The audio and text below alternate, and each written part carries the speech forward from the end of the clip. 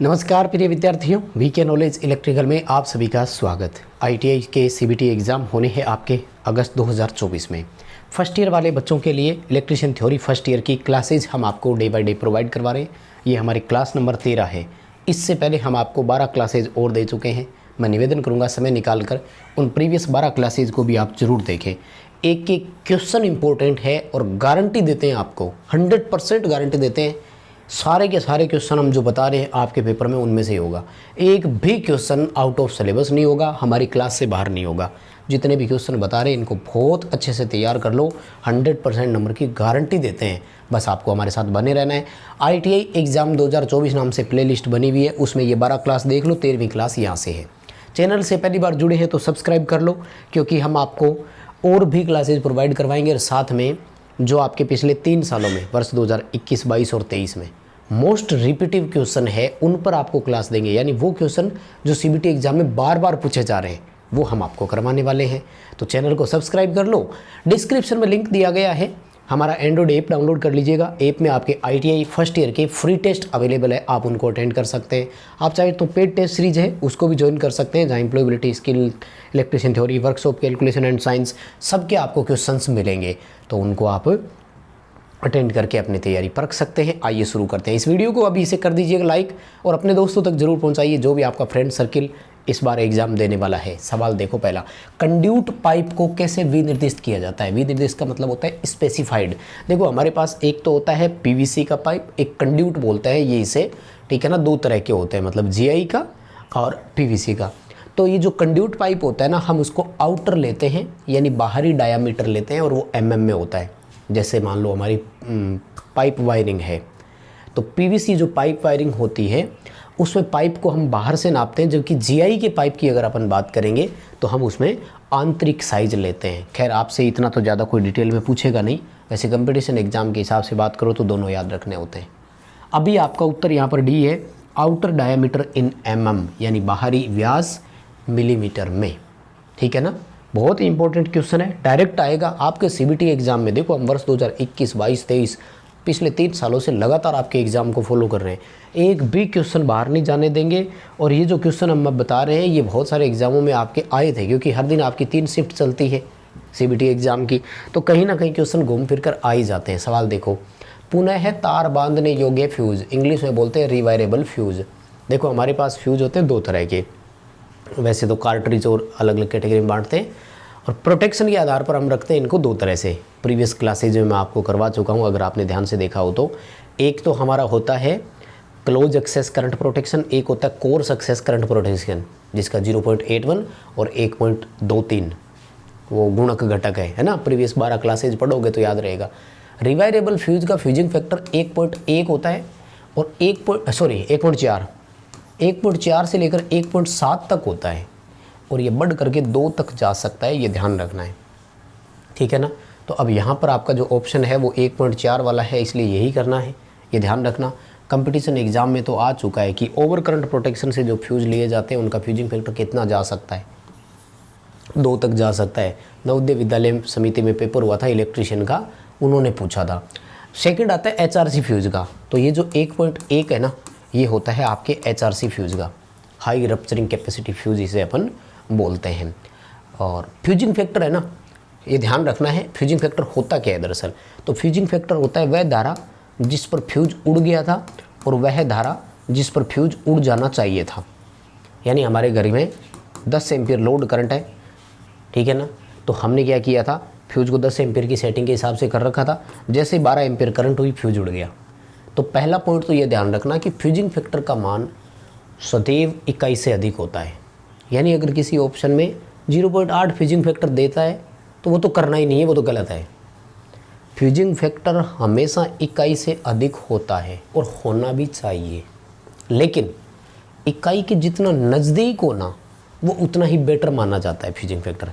जैसे देखो 10 ampere rating वाला था, 12 एम्पियर करंट होते ही उड़ गया, तो सही है ना, ज़्यादा नुकसान नहीं होने दिया। अगर यही 10 एम्पियर वाला 30 एम्पियर धारा होने पर उड़ता, फ्यूजिंग फैक्टर 3 हो गया। लेकिन 10 एम्पियर लोड की धारा 30 एम्पियर तक जाएगी, तो पता नहीं क्या क्या नुकसान करवा जाएगी। खैर आपको ज़्यादा सोचने की ज़रूरत नहीं है, आपके CBT एग्ज़ाम में सीधे सीधे क्वेश्चन मिलेंगे आपको, क्वेश्चन देख लो। पुनः तार बांधना करना है 1.4। HRC फ्यूज के बारे में पूछे तो आपको करना है 1.1। बताओ क्वेश्चन समझ में आया क्या? अगर समझ में आ रहा है तो प्लीज़ लाइक किए बिना नहीं जाएंगे, क्लास को लाइक करना ही है और हमारे पास कोई ऑप्शन ही नहीं है। देखो भाई अगला सवाल, L सीरीज MCB किस प्रकार के भार के लिए सुरक्षित है? लोड की कैटेगरी पूछ रहा है। हमारे पास L सीरीज और G सीरीज नाम से होती है, फिर एक DC के नाम से होती है और फिर एक आइसोलेटर नाम से या DP नाम से बोलते हैं। तो ये जो L सीरीज़ वाली है ना हमारी, ये होती है हीटिंग उपकरणों के लिए। किसके लिए? जो उसमें उपकरण होते हैं। अब उसमें उपकरणों का ऑप्शन कौन है? गीज़र। और ये जो G सीरीज़ होती है ना, ये आएगी AC में। ये होती है मोटर वाले सर्किट में, जो इंडक्शन या इंडक्टिव लोड जो होता है ना, उसमें G सीरीज़ को हम काम में लेते हैं। ठीक है, याद रह जाएगा ना क्वेश्चन। गीज़र कर देना इसका आंसर। ठीक है, L सीरीज MCB गीज़र उत्तर आ जाएगा आपका। बहुत ही बढ़िया क्वेश्चन है, सीधे सीधे पेपरों में देखने को मिलेंगे। CBT एग्ज़ाम के लिए अच्छे से इसको कवर कर लो। देखो भाई अगला सवाल, कंसील्ड वायरिंग का फ़ायदा क्या है? कंसील्ड किसे बोलते हैं? दूसरा नाम होता है इसका डक्ट वायरिंग, गुप्त वायरिंग बोलते हैं इंग्लिश में, या दूसरी भाषा में अपन बोलेंगे अंडरग्राउंड पाइप वायरिंग। यानी दो तरह की वायरिंग है। तो आजकल हमारी अंडरग्राउंड पाइप वायरिंग है, घर के निर्माण के दौरान ही इस वायरिंग को किया जाता है। पाइप जो है वो अंदर होती है, बाहर केवल इक्विपमेंट दिख रहे हैं या स्विच बोर्ड और वो दिख रहे हैं। तो इसकी कई सारी चीज़ें होती है। अपीयरिंग बहुत सुंदर होता है ना, लेकिन देखो मेंटेनेंस इसका ईजी नहीं है, बहुत मुश्किल काम है। मतलब रिपेयर करना, कोई तार चेंज भी करनी है तो आसान काम नहीं है। लेस वोल्टेज ड्रॉप, इसमें वोल्टेज ड्रॉप की ज़्यादा रिस्क रहती है। High insulation resistance, insulation resistance का कोई ज़्यादा मतलब नहीं है। हाँ, प्रोटेक्ट अगेंस्ट मॉइस्चर, ये इसका एक फ़ायदा है हमें, नमी से नहीं, क्योंकि ये अंदर है तो बाहरी जितने भी मॉइस्चर वगैरह है इससे ज़्यादा ये प्रभावित नहीं होता। ठीक है, अपीयरेंस भी ठीक है, सुंदर भी दिखती है वैसे तो। डी उत्तर करना है आपको, नमी से सुरक्षा वाला सही रहेगा। अब देखो भाई ये क्वेश्चन तो बताऊंगा ही नहीं मैं, आप बताओ इसका उत्तर मुझे। HRC फ्यूज़ का फ्यूजिंग फैक्टर पूछ रहा है, पहले ही क्वेश्चन में शुरुआत कर दी थी। 1.1 ये किसका था? रिवायरेबल का, यानी किटकैट जैसे फ्यूज़ हो गए हमारे उनका। क्वेश्चन रिपीट ही तो हुआ है ना, कोई ज़्यादा वो बड़ी बात नहीं है। अगला सवाल, पेंडेंट होल्डर संयोजन के लिए अंडर राइटर गांठ का उद्देश्य क्या है? देखो ये पेंडेंट होल्डर की बात नहीं है, पेंडेंट स्विच अगर है तो उसमें भी होगी। पेंडेंट जितना भी है, पेंडेंट का मतलब होता है पेंडिंग, यानी लटकने वाली चीज़ें। बहुत सारे हमारी टेम्परेरी वायरिंग में स्विच लटकने वाले ही होते हैं, होल्डर लटकने वाले होते हैं। अब देखो ये जो तार हैं, मान लो कि मैंने ये होल्डर में दोनों तारें बांध दी, तो होल्डर है इसमें लैंप लगा हुआ है, तो इन दोनों का तनाव किस पर है? तार पर ही तो है ना। तो हम क्या करते हैं कि होल्डर के अंदर की साइड उसी तार की एक गांठ लगा देते हैं, जिससे वो गांठ क्या होती है कि ऊपर के सिरे पर आकर यहाँ फंस जाती है। अब आप ऊपर अगर किसी चीज़ को खींचोगे ना तो भी वो गांठ पर दबाव आ गया। अब जो ये कॉन्टेक्ट आपने यहाँ पर होल्डर के अंदर कस रखे ना, इस पर कोई तनाव नहीं आएगा। तो कुल मिलाकर के यही होता है कि जो हमारी एसेसरीज होती है, चाहे वो स्विच हो, चाहे वो लैंप हो, चाहे वो कोई और हो, उस पर स्ट्रेस कम हो जाए, स्ट्रेन कम हो जाए, एक ही बात है। Reduce the strain from the terminal of accessories. जो सहायक सामग्री है यानी होल्डर मान लो, उसके टर्मिनलों पर जहाँ हमने दोनों तरफ तार कसी थी, उस कॉन्टेक्ट पॉइंट पर तनाव ना जाए, वो तनाव वहीं तक सीमित हो गया। समझ गए क्या? जैसे यूँ तार आ रही थी, ये कॉन्टेक्ट मैंने यहाँ कस दी है, यहाँ होल्डर की वो है, तो अंदर क्या करेंगे, इसी तार का एक लूप बना के गांठ लगा देंगे, तो वो ऊपर खिंचाव में यहीं आके अटक जाएगा। ये चीज़ें हमारी लूज रहेगी। ये तो प्रैक्टिकली करते ही है, घरों में आपने देखा ही होगा, है ना। डी उत्तर आएगा। क्वेश्चन बहुत शानदार है। इसके बचाव के लिए ना एक बाय डिफ़ॉल्ट एक और अरेंजमेंट आता है, वो भी बताऊँ मैं आपको, पेपर में वो भी सवाल आ सकता है। इंग्लिश में बोलते हैं उसे कॉर्ड ग्रिप, कोल्ड नहीं, कॉर्ड ग्रिप। और कॉर्ड को CHORD भी लिख दे तो भी कोई बात नहीं। कॉर्ड ग्रिप नाम से एक व्यवस्था होती है, वो भी यही काम करती है। ठीक है ना, सामग्री को तनाव से बचाने का काम वो भी करती है। अगला सवाल, सामग्री प्रतीक का नाम क्या है? देखो भाई डायग्राम तो जितने भी है ना वो छोड़ना ही नहीं है। मैंने ये ऑब्जर्व किया है, देखो वर्ष 2021, 22, 23 पिछले 3 सालों से लगातार आपके पेपरों को फॉलो करते आ रहे हैं।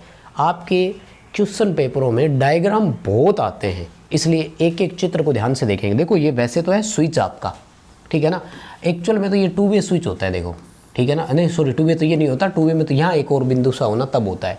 तो ये आपका स्विच है और एक साथ अनेक पोजीशन वाला है। अनेक पोजीशन को मल्टी पोजीशन बोलेंगे, डी उत्तर आएगा। Multi position switch with single pole, यानी एक पोल है, अब उसको चाहे आप NO बना लो NC बना लो। कहने का मतलब ये है कि ये ऐसा कॉन्टैक्ट है, एक टाइमर टाइप का है, NO NC वो चेंज ओवर देगा, ठीक है ना। 1 वे स्विच और वो बड़े इसमें आसान होते हैं। बेल पुश का तो ये है, 1 वे का ये होता है, 2 वे का ये होता है, ठीक है।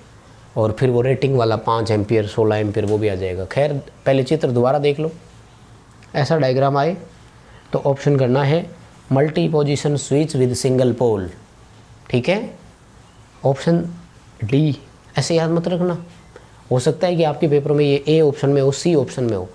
आपको डायग्राम देख करके उसका नाम याद रखना है, ठीक है ना, तब कि आप अच्छे से कुछ कवर उसे कर सको। अगला सवाल, विद्युत उपकरणों में प्रयुक्त इस सामग्री का नाम क्या है। देखो फिर एक दे दिया है आपको, है ना, कनेक्टर टाइप दिया है। ये है तो कनेक्टर ही, देखने में 2 पिन प्लग जैसा ही लगता है। बहुत सारे बच्चे क्या करेंगे, अगर डायग्राम को सीधा देखेंगे ना तो 2 पिन दिख रही है, इसी ऑप्शन के साथ जाएंगे, जबकि ये ऑप्शन नहीं है।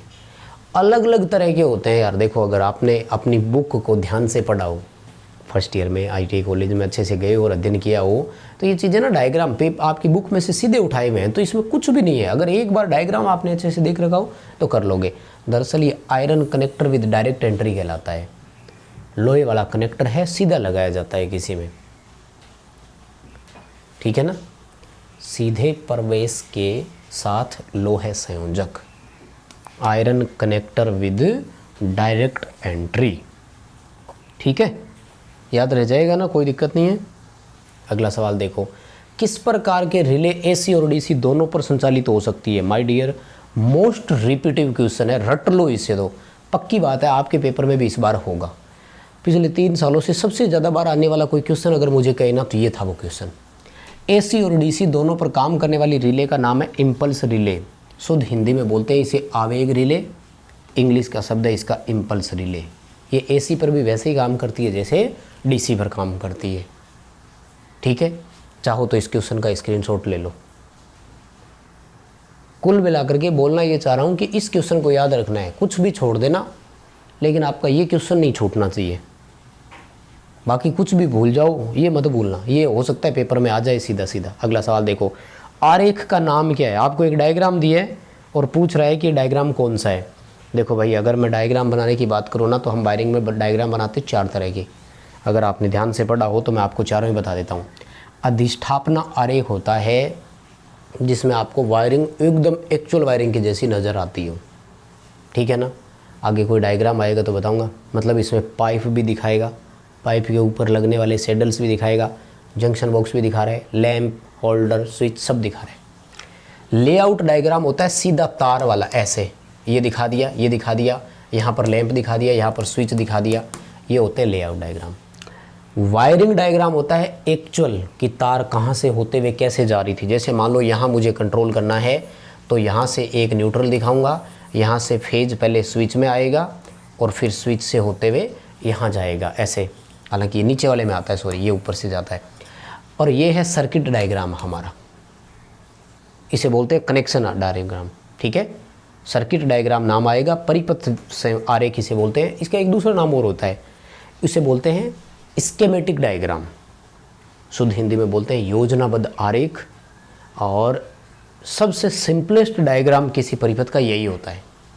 दरअसल ये इलेक्ट्रिशियन के लिए समझने के लिए होता है, खुद के लिए, कि मुझे कौन सी तार कहाँ से कहाँ डालनी है। तो वो एक कच्चे कागज़ पर पहले एक डायग्राम बना लेता है कि मुझे इस सर्किट को ये तो न्यूट्रल देना है और ये फेज यहाँ से होते होते देना है।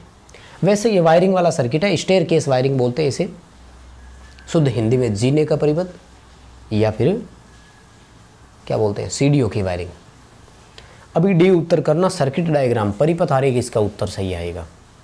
अगला सवाल देखो, कंड्यूट सामग्री का नाम क्या है। दरअसल ये जो 4 इसने नाम दिए ना, चारों डायग्राम आपको देखने पड़ेंगे। पहले तो मैं इसका ही बता देता हूँ जो एग्जैक्ट आएगा। इंस्पेक्शन बैंड बोलते हैं इसे, क्या बोलेंगे, निरीक्षण बैंड। अब आता है कि निरीक्षण एल्बो और बैंड में फ़र्क क्या है। तो एल्बो और बैंड में ये ऊपर वाले पॉइंट का फ़र्क है। एल्बो की अगर मैं बात करूँ ना, तो ये ऊपर एक जो लाइन सी वो दिखा रहा है ना, ये नहीं दिखाएगा आपको। और उसके बाद में ठोस बैंड और ठोस एल्बो में भी ज़्यादा फ़र्क नहीं है, थोड़ा सा वो लोहे जैसा दिखाएगा। मतलब ये चारों ही आपके डायग्राम बुक में चारों है, अगर एज इट इज़ पढ़ लोगे तो कोई दिक्कत नहीं है। अब पहले सुनो, सीबीटी एग्ज़ाम में क्वेश्चन बदलने की संभावना नहीं होती है, इसलिए ये डायग्राम आ जाए तो आपको सी उत्तर करना है, इंस्पेक्शन बैंड करना है, निरीक्षण बैंड करना है। फिर भी थोड़ा सा 1% रिस्क है, क्या पता वो डायग्राम ही तो उठाकर डालना है ना, इसकी जगह दूसरा उठा के डाल दे, तो वो निरीक्षण एल्बो हो सकती है, ठोस एल्बो हो सकती है, ठोस बैंड हो सकती है। यानी बैंड और एल्बो में फ़र्क समझ लो पहले तो ये बताऊँ, ठीक है ना। तो आपका ये जो निरीक्षण बैंड है ना, ये ऊपर वाली चीज़ जो होती है ना, ये बैंड में होती है। अब एल्बो और इसको थोड़ा सा आपको पहचान करना पड़ेगा, ठीक है। तो याद रह जाएगा, क्वेश्चन बढ़िया है, कोई प्रॉब्लम है नहीं वैसे। अगला सवाल देखो, क्या करें, कम धारा रेटिंग वाली कोई एक केबल है और उच्च धारा वाले लोड में जोड़ दिया। अरे भाई ये तो गलती कर दी भाई। मान लो कि केबल थी 10 एम्पीयर रेटिंग वाली, 50 एम्पीयर लोड के साथ इस केबल को जोड़ दिया। अब सीधी सी बात है, लोड 50 का है तो फ्यूज की रेटिंग तो 55 एम्पीयर के आसपास होगी, फ्यूज तो 60 एम्पीयर का होगा ना। फ्यूज तो लोड से ज़्यादा ही रेटिंग का फ्यूज होता है। इसका मतलब क्या हुआ, सबसे पतली चीज़ कौन है सर्किट में, फ्यूज से पहले भी कौन डैमेज होगा, केबल। यानी जब करंट फ्लो होगा तो केबल क्या करेगा, गर्मी के कारण हीट होकर ख़राब हो जाएगी। Cable damage due to heat, heat के कारण केबल ख़राब हो जाएगी। मतलब जैसे फ्यूज उड़ रहा था ना, फ्यूज वाला काम अब कौन करेगा, केबल करेगी हमारा फ्यूज वाला काम। जो फ्यूज उड़ना चाहिए था वो केबल उड़ जाएगी, ठीक है ना। तो याद रख लो, क्वेश्चन बहुत शानदार है, पेपरों में सीधा सीधा आ सकता है। क्वेश्चन पढ़ लो, उत्तर याद रख लो। वीडियो को अभी तक लाइक नहीं किया आपने, लाइक कर दो प्लीज़। डिस्क्रिप्शन में लिंक है, ऐप डाउनलोड कर लेना, फ्री टेस्ट अटेंड कर लेना, टेलीग्राम ज्वाइन कर लो, छोटी छोटी सूचनाएं टेलीग्राम पर ही देते हैं। सवाल देखो अगला, किस प्रकार के स्विच सर्किट में उपयोग किए गए हैं। यानी इसमें जो स्विच पूछे ना, अब देखो भाई, 3 टर्मिनल वाले स्विच कौन से होते हैं, 2 वे। 1 वे में 2 टर्मिनल होते हैं, इंटरमीडिएट में 4 टर्मिनल होते हैं, याद रह जाएगा। स्टेयरकेस सर्किट है, सर्किट डायग्राम है, यानी जीने का परिपथ है। 2 वे स्विचों का उपयोग किया गया है इनमें हमेशा। 2 वे स्विच किस में लगते हैं, जीने के परिपथ में लगते हैं। स्टेयरकेस वायरिंग बोलते हैं इसे अपने, ठीक है। तो देखो अगले क्वेश्चन की तरफ बढ़ेंगे। क्वेश्चन पूछ रहा है कि वायरिंग में प्रयुक्त इस प्रतीक का नाम क्या है। देखो भाई, आपको मैंने बताया ना, सिंबल वाले तो एक एक क्वेश्चन इंपॉर्टेंट है और सब कुछ देखने को आपको पेपरों में मिल जाएंगे। अच्छे से समझ में आ रहा है, नहीं आ रहा है तो एक बार फिर बता देता हूँ। ऐसे बनाया हुआ है एक और दूसरा बनाया हुआ है ऐसे, तो ध्यान रखना।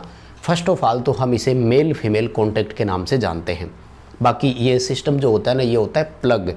जब भी हम किसी मॉड्यूल को पैनल में लगाते हैं ना, ये इंसर्ट करते हैं, डालते हैं, तब अपन इसका इस्तेमाल करते हैं। दरअसल ये वाला कॉन्टैक्ट जो होता है ना, ये बस बार से आता है और ये हमारा उस पैनल या ब्रेकर का होता है, तो जो कॉन्टैक्ट जाकर उसमें फंस जाते हैं। अलग अलग तरह के जैसे अपने देखेंगे प्लांट में, तो ये होता है, इसे जाग कॉन्टैक्ट बोलते हैं, और एक सीधा होता है। तो ये तो फिक्स कॉन्टैक्ट होता है जो बस बार के साथ जुड़ा हुआ रहता है, और ये होता है पैनल का, मॉड्यूल का, जिसमें हमें आउटपुट ले जाना होता है। तो ये जैसे अपन मॉड्यूल अंदर डालते हैं ना, तो ये इसमें जा कर के आराम से फंस जाता है और कॉन्टैक्ट बन जाता है। ये पूरा स्प्रिंग टाइटेड होता है, तो ये इसमें जाता है ना, प्रॉपर कॉन्टैक्ट बनता है, कहीं कोई ल्यूज या स्पार्किंग रहने की संभावना नहीं होती है, ठीक है ना। तो इसके ऑप्शन के हिसाब से देखो, प्लग एंड सॉकेट इसका हमारा ऑप्शन रहेगा। वैसे कई बार एग्ज़ाम में इसका ऑप्शन आता है मेल फीमेल कॉन्टैक्ट, वो ध्यान रखना आप, ठीक है ना। कभी चेंज करके अगर दे दे तो ये भी आपको दे सकता है, आपकी है, इसमें आएगा कभी दोबारा तो मैं आपको बताऊंगा। अभी तो डी उत्तर करना, प्लग एंड सॉकेट नाम से है। डायग्राम देख लो अच्छे से, प्रतीक जैसे सामने आ जाए तो कर देना, डी उत्तर रहेगा, प्लग एंड सॉकेट। अगला सवाल देखो, विद्युत एसेसरीज का नाम क्या है। आपको इलेक्ट्रिकल की एक एसेसरी दिखाई गई, एसेसरी को हम सहायक सामग्री बोलते हैं। दरअसल सहायक सामग्री नाम से देखो, डायग्राम देखने से समझ में आ रहा है एक तो कि है तो होल्डर। अब है कौन सा, देखो ज़्यादातर बच्चों के दिमाग जाता होगा कि ये पेंडेंट होल्डर होगा, लटकते हुए दिख रहा है, लेकिन थोड़ा सा आपको सेंस लगाना है। और ये देखो माय डियर, यहाँ पर आप देखेंगे ना तो थ्रेड बनी हुई है, ठीक है। और ये देखो एक कॉन्टैक्ट जो है ना, यहाँ कॉन्टैक्ट इसका टच होगा, ठीक है। तो ये आपका स्क्रू वाला होल्डर है। अब स्क्रू वाले होते हैं हमारे दो तरह के, एक तो होता है एडिशन स्क्रू टाइप होल्डर और दूसरा गोलियत एडिशन स्क्रू टाइप। तो ये नॉर्मल वाला है, एडिशन स्क्रू इसका ऑप्शन करना। डायग्राम देख लो, क्वेश्चन का आंसर पढ़ लो, सीधा सीधा पेपरों में आएगा, कर देना। ध्यान से देख लो, ऐसे वाला होल्डर आएगा, इसका ऑप्शन करना है Edison screw type holder.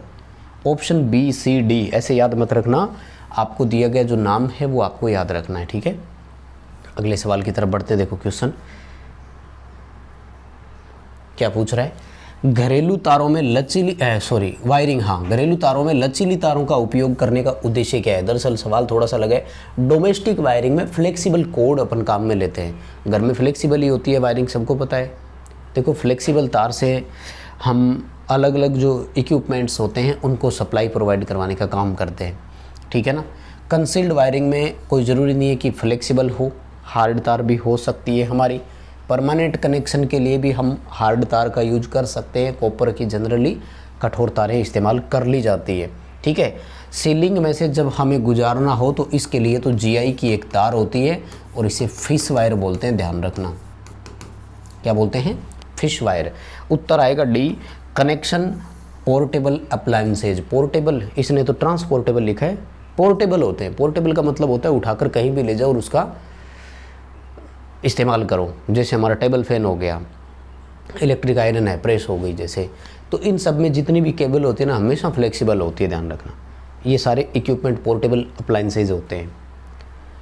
Hindi में इनको सचल बोलते हैं, सचल उपकरणों की आपूर्ति हेतु। ये बनेगा इसका एकदम शुद्ध हिंदी शब्द, ठीक है। अगला सवाल, तांबे के फ्यूज तार पर टिन की कोटिंग का क्या उद्देश्य है। देखो फ्यूज तार जो है ना वो तांबे का भी बनता है, लेकिन शुद्ध तांबे का नहीं होता, उसके ऊपर टिन लगा हुआ होता है, इसे टिनिंग बोलते हैं। अपने ना एक होता है अमलगमेशन, किसी भी चीज़ पर पारे की परत चढ़ाना। एक होता है गैल्वेनाइजिंग, लोहे पर जस्ते की परत चढ़ाना। एक होता है टिनिंग, यानी कॉपर पर टिन की परत चढ़ाना। ये 3-4 रासायनिक अभिक्रियाएं होती है। दरअसल हम कॉपर को ऑक्सीकरण से बचाते हैं ऐसा करने से। ऑक्सीकरण का मतलब है जल्दी क्षय नहीं होता, जल्दी डैमेज नहीं होता। सी ऑप्शन के साथ जाएंगे, prevent oxidation of copper wire. तांबे की तार का ऑक्सीकरण हमें रोकना है, जल्दी खराब ना हो जाए एक तरह से, और कोई जंग वगैरह उसके ऊपर ना लगे, ठीक है ना, जिससे वो मतलब कार्बन वगैरह ना जमे तो वो जल्दी से ख़राब नहीं होगा, ठीक है। ये वाला क्वेश्चन देखो भाई, पिछले साल बहुत आया है, सो इसे अच्छे से पढ़ लेना। बिल्कुल पूरी संभावना है इस बार भी रिपीट हो जाए। 4 कुचालित चालकों के समूह को क्या कहते हैं? 4 इंसुलेटेड कंडक्टर्स। मतलब क्या कह रहा है, एक पूरी केबल है, इसके अंदर 4 अलग अलग इंसुलेटेड केबलें हैं। तो इन 4 वाले जो होते हैं ना, इनको क्वाड कोर बोलते हैं, ध्यान से समझ लेना। क्वाड का मतलब 4 होता है, एक एक करके बताता हूँ। पेयर को हिंदी में बोलते हैं जोड़ा। ये होता है 2 तारों का ग्रुप, यानी 2 अलग अलग एक इंसुलेशन के अंदर अगर हो तो उसे पेयर बोलते हैं। कोर, तो प्रत्येक केबल के अंदर ये जो चालक एक तार होती है उसे कोर बोलते हैं। कॉपर या एल्यूमिनियम का वह भाग जिसमें से धारा प्रवाहित होती है कोर कहलाता है, ठीक है। और लेयर कहलाती है परतें। जैसे ये है, इसके ऊपर एक परत, फिर एक ऊपर, फिर एक ऊपर, ठीक है। अभी आपका उत्तर यहाँ पर सी है, क्वाड कोर बोलेंगे इसे। 4 जब भी लिखा हुआ आ जाए तो ध्यान रखना, ठीक है ना। और 2 का अगर आ जाए तो उसे पेयर बोलते हैं, यानी जोड़ा बोलते हैं। कोर एक सिंगल चालक को, या एक प्रत्येक कोर में एक जो चालक हिस्सा होता है कॉपर या एल्यूमिनियम का, वो कोर कहलाता है। अगला सवाल, बहुमंजिला इमारत के लिए तारों की ट्री प्रणाली सबसे उपयुक्त क्यों है। देखो ये क्वेश्चन ना कंपटीशन एग्जाम में इतना आ रहा है। अभी तो आप फर्स्ट ईयर में हो, सेकेंड ईयर करोगे, फिर भर्ती परीक्षा की तैयारी करोगे। पेपरों में सवाल आता है मल्टी स्टोर बिल्डिंग के लिए कौन सी वायरिंग प्रणाली इस्तेमाल करते हैं। उत्तर आता है ट्री प्रणाली। अब सवाल पूछ रहा है कि ट्री प्रणाली हमने काम में क्यों ली थी। दरअसल ट्री प्रणाली में होता है कि ब्रांच बहुत निकलती है। दूसरा, ये जनरली ओपनली होते हैं और अपने अपने फ्यूज होते हैं, तो सबसे बड़ा फ़ायदा मिलता है easy in fault finding with many fuse. बहुत सारे फ्यूज होते हैं, इसलिए फॉल्ट फाइंडिंग बड़ा आसान होता है, क्योंकि जिस पर्टिकुलर सर्किट में फॉल्ट आएगा उसी का ही फ्यूज उड़ेगा। तो हमें मान लीजिए XYZ 3 ब्रांच है ट्री प्रणाली से, और एक्स ब्रांच का फ्यूज उड़ता ही जा रहा है, तो जाहिर सी बात है फॉल्ट किस में है, एक्स ब्रांच में है।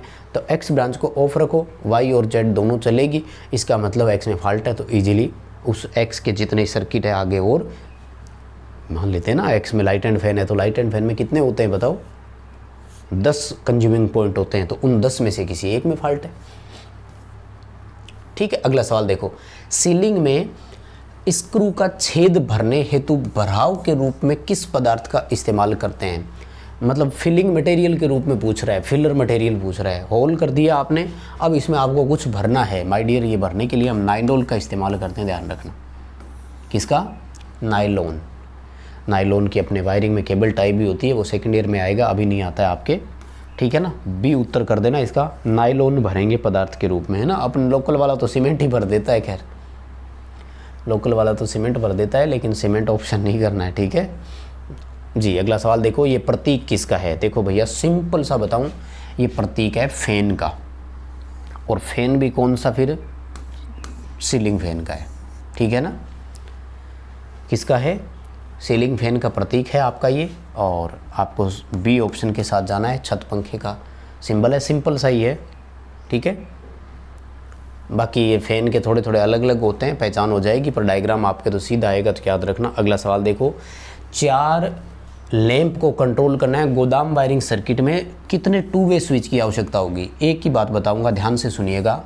गोडाउन वायरिंग की एक विशेषता होती है, क्या कि इसमें एक तो 1 वे स्विच होता है हमेशा, ठीक है ना। बाकी जितने भी होते हैं वो सारे के सारे 2 वे होते हैं। टोटल स्विच कितने होते हैं? टोटल स्विच उतने ही होते हैं जितने लैंप होते हैं, यानी 4 लैंप है ना, तो टोटल स्विच भी 4 होंगे। एक 1 वे होगा, 3 2 वे होंगे, ये फिक्स है, हमेशा ध्यान रखना। तो बी उत्तर आ जाएगा, ठीक है ना। 4 लैंप के लिए 2 वे 3 ही लगेंगे। मान लीजिए 5 लैंप होते तो 1 वे तो 1 हो गया, 2 वे कितने? 4। यानी सिंपल भाषा में ये ध्यान रख लो, टोटल स्विच उतने ही जितने लैंप है, उसके बाद में 1 वे स्विच हमेशा 1, बाकी बचे हुए 2 वे, यानी जितने लैंप कंट्रोल करने हैं उनसे एक कम 2 वे होंगे। जैसे 6 लैंप कंट्रोल करने हैं तो 5 2 वे होंगे। स्टार्टिंग वाला जो होता है ना, वो मास्टर स्विच कहलाता है, वो हमेशा 1 वे होता है। फाइनली आपको ऑन या ऑफ उसको करना होता है, पूरे सर्किट की सप्लाई कट हो जाती है, सारे लैंप ऑफ हो जाएंगे। अगला सवाल, किस सर्किट ब्रेकर का उपयोग 100 एम्पीयर से अधिक धारा रेटिंग के लिए करेंगे। माय डियर, एमसीबी जो होता है ना, ये छोटा होता है और केवल डोमेस्टिक लोड के लिए होता है। घरेलू वायरिंग का लोड 100 एम्पीयर से ऊपर नहीं जाता है, ध्यान रखना। ईएलसीबी और आरसीसीबी ये दोनों ही केवल आपको लीकेज करंट से बचाते हैं, और मिली एम्पीयर में इनकी ट्रिपिंग करंट होती है केवल। अर्थ leakage circuit breaker, residual current circuit breaker, एक विशेष प्रकार का ब्रेकर आता है जिसे एमसीसी भी बोला जाता है, पूरा नाम होता है मोल्डेड केस सर्किट ब्रेकर, इसका इस्तेमाल करेंगे, ठीक है ना। क्या उत्तर करोगे? सी ऑप्शन रहेगा आपका यहाँ पर, एकदम सही आएगा।